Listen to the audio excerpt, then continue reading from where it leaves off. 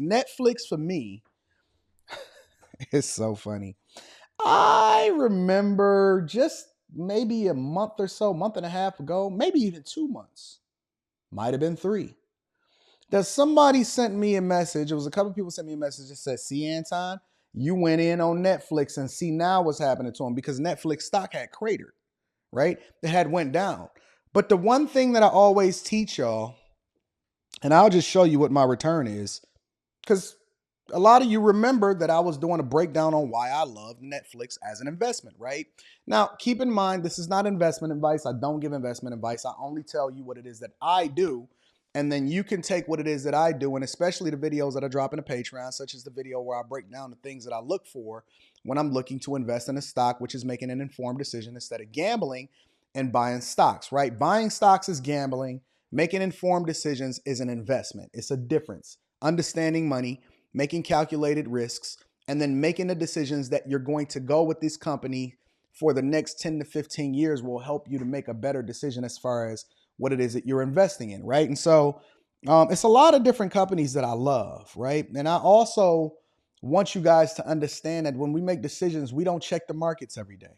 I barely even check it every week. The only reason I tap into my brokerage account is because I spend about 1,000 to 2,000 every day based off of what my spending habits are in real life. And so, I have this strategy where anything that I'm spending, so if I'm buying Amazon, then I'm going to research Amazon. If I'm buying something from Amazon, so if I'm shopping on the Amazon app, what I'll do is I'll also take into consideration buying Amazon stock. I'll either half what it is that I'm spending on Amazon or I'll double it because I believe in being more of an investor than a consumer. That's a completely different conversation.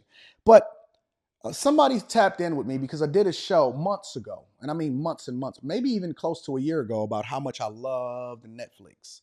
But then, of course, you're going to have the analysts, and it's going to go up and it's going down. And as a matter of fact, one of the things, I remember one of the days that I talked about Netflix, I was at the DC meetup. So it was earlier this year, right? And I was talking about, hey, this is what Netflix strategy is, and this is why I'm loving the stock, and this is what my play is, not telling you what to do, but what I'm going to do. And then soon thereafter, of course, the economy continued to tank and Netflix was down. And then they was talking about, oh, the death of Netflix and Dave Chappelle and people are revolting and people want to quit and so on and so forth, right? And let me give you an example why it's important for you to stay with something because the fundamentals of the company never changed. It's still a great play, except for they're making adjustments in order to ensure that they are positioned well for the next 20 to 30 years. They don't want to become a blockbuster, right? And so it's funny because I checked my portfolio the other day and I was like, wow, this is insane. Let me show it to you. Let me show it to you.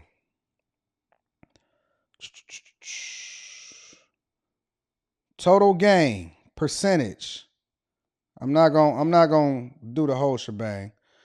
My total gain on Netflix. I don't even know if you can see this. Let me see if I can.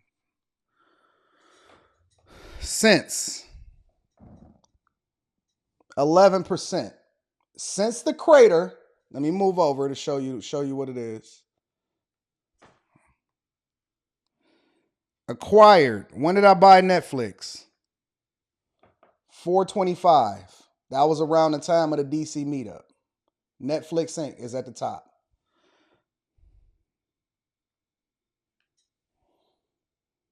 Somehow, some way, these stocks continue to do what it is that I say that they're going to do because I make informed decisions. And I do not move based off of how I feel. I move based off of what makes sense.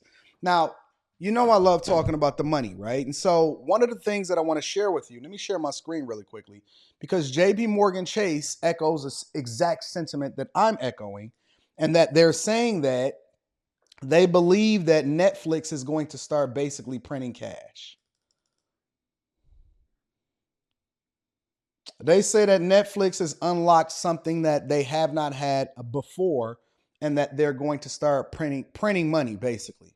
Netflix may haul in billions of dollars by selling ads, predict JPMorgan Chase. All right. And again, I want to give y'all a little bit of insight, and this is the stuff that we kind of talk about inside of the Patreon, but we talk about it a lot more in depth, and we do a deep dive, fireside chats, and so on and so forth. Shout out to Natasha. Netflix stands to haul in big bucks over the next few years from the launch of its first ad-supported tier, estimates JPMorgan. Analyst Doug estimated in a new note on Monday, Netflix could drive 7.5 million subscribers to its ad-supported tier in the US and Canada alone. Now, Netflix is a worldwide company, so you can pretty much understand exactly what it is the strategy is, right? And one of the reasons why I love Netflix is because they didn't wait until all of these other streaming platforms started to pull their content off of their platform. They started very early in the content creation game and mining out their own content. Now, similar to what it is that we do on YouTube, this content lives forever, which means that it'll always be licensed and make money. Orange is the New Black. What was the movie with Kevin? Well, not movie. It was a series with Kevin Spacey, and he was the president. That was a really good series at first. You know, all of these Netflix exclusive, the Dave Chappelle's, all of this stuff and this content will continue to be there forever, and they're continuing to build out their portfolio. But more importantly, they're the company in the streaming wars that continue to innovate, even though there's other players that's coming into the fold. So you're looking at the Peacock network and all of that, and I think that all of that stuff is going to flop. I don't think that there's going to be a large demographic of people that migrate over to the Peacock network and, you know, all of these other exclusive providers. I think that there's about 4 big players. You got Amazon, you got Netflix, HBO Max, Apple TV Plus. Oh, let me give you a 5th one, Disney Plus. Disney is always a decent play in from my position. Whether or not you want to invest in them because you don't necessarily stand with what they stand for as a company is a completely different conversation. But my point is House of Cards. That's the name of it, House of Cards. But that alone will help drive $600 million in advertising sales in 2023 for the segment. Those numbers are expected to swell by 2026 as Netflix's execution on selling ads improves. So they're just getting into an industry. They're already a phenomenal company. They have a great leadership, right? Their books make sense. And their stock, in my opinion, even at an 11% gain since April of this year, and the entire economy tanking and cratering, I believe that Netflix has a runway that is incredible. Absolutely, positively incredible. Okay. They go on to say that by 2026, Netflix segment will boast 22 million subscribers and drive.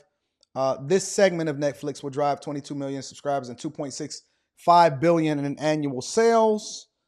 Optimism on Wall Street regarding the financial impact of Netflix looming ad tier has greatly supported the stock in recent months, which means it was a good play.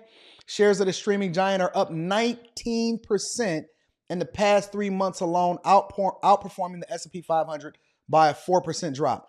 Shares of Netflix. Now, keep in mind, and this will tell you that I am an early believer and an early investor this year when I identified it as a stock play that I really wanted to get into as one of the new companies that I love, right? Shares are up 19%, but my position is only up roughly 11%, which means that you ride the wave and then you continue to make the money, right? When you say make the money, it doesn't mean that you're using the money or you're looking to sell the stock at a profit. I'm not selling a stock. I plan on holding on to Netflix at least for the next 10 years.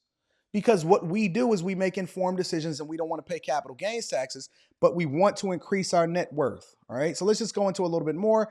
Given Netflix recently muted sub growth, advertising is critical to reaccelerating revenue, expanding Netflix's SAM subscription addressable market, greater profitability, shifted from slow to no growth on the current business to advertising and pay sharing coming in 2023. Look, check it out. First half of 2022 has been un-Netflix-like. Same way it's been across all industries. Apple, Microsoft, Coca-Cola, every single blue chip stock is down. Factors that have led to the stock plunging 63% this year. What did I say when the stock plunged 63% this year? I say, yo, we got a meteor on our hands. We got a really good company that knows how to navigate through the pandemic, and it has the same leadership that started the company, the co-founders, and they're going to take this company to the next level because the fundamentals of the business is still phenomenal. A lot of what people were reacting to was the same thing why people day trade, right? They were reacting to the current news of, hey, subscriber growth accelerated greatly during the pandemic, and then it slowed down because a lot of people that they were targeting to join Netflix during the pandemic had already joined. And so he said, hey, wait, where's the growth? And the economy is slowing down, and we in a recession, and it's inflation, and Biden doing what he's doing from a policy perspective. Let's be careful. Let's go ahead and tank the stock 63%. Now, guess what? A whole lot of people ran. They sell. They took L's because they were gambling instead of making informed decisions. And so as a result, you can even do it on a dollar cost basis and make your investments that way. But as a result, I'm just chilling. I'm slow motion. I don't need the money. I'm not flipping over that. I'm making long-term decisions, which is one of the reasons why it's important to understand your investments and have patience. Okay. So it said the company shed more than 1 million paid subscribers in the first quarter of the year as the economy slowed and consumers cut back. Well, why is that, right? Because you need to understand the why. It's kind of like the airline industry. It's kind of like the hotel industry.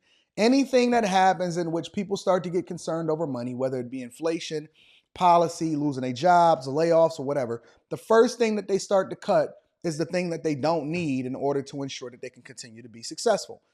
Travel, leisure, Netflix, subscriptions, all of that type of stuff. What they don't realize is that it's a fickle economy, right? People are still working. And so when people started to take into consideration that Netflix ain't the move no more, what they didn't take into consideration also is that it is a fundamentally sound ran company, has a decent amount of debt, but it has a great profitability. But it was all a great storm for investors, not for people that were fickle. Meaning that when everybody started to panic in the economy and it looked like the perfect storm and inflation and so on and so forth, they got hit with the whole Dave Chappelle thing, right? And just like everything, it goes away. You had the little protesters. That was at the forefront of every magazine and Wall Street Journal and Business Insider and Yahoo Finance and all this stuff. The reality is that the fundamentals of the company was still the same. And nobody was going to miss the protesters that wound up getting fired. So anyways, JPMorgan is saying that it's a great stock to have. I'm personally going to continue to increase my position in it. I think that it is a great company, and I'm not going to break down all of the things that go along with it. But what it comes down to is that you need to have patience and make strong, informed decisions instead of positioning yourself based off of what you think and whatever the headlines are. We don't move with the ebbs and the flows of what happens. We just make informed decisions on how it is that we're going to continue to win. All right. So let's continue to rock out.